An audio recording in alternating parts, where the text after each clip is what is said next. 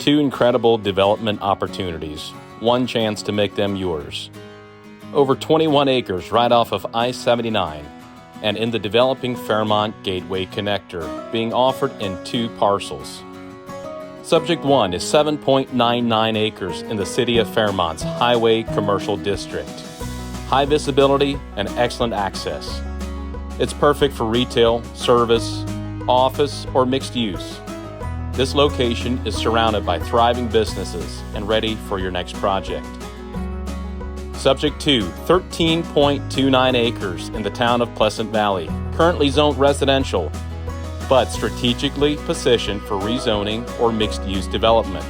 A blank canvas with room to build your vision and grow alongside the region's expanding commercial corridor. Bid on one or both tracts and secure your place in one of West Virginia's most promising growth areas. Online bidding is now open and closes on Thursday, September 25th. Visit KaufmanAuctionsWV.com to see maps, photos, and full details. Don't miss this auction, where opportunity meets location.